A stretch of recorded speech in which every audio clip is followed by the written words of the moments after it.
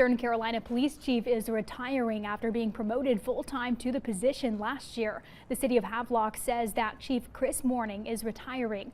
Morning was sworn in back in May of 2022 after holding the position in an interim role since November of 2021.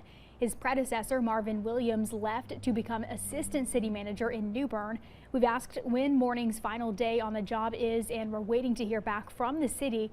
Morning began his police career in Beaufort in 1996 and joined the Havelock Police Department in 2001. He was promoted to sergeant in 2016, lieutenant in 2017, and captain in 2018 before being named interim police chief at the end of last year. A posting for the job can be found on our website, WITN.com.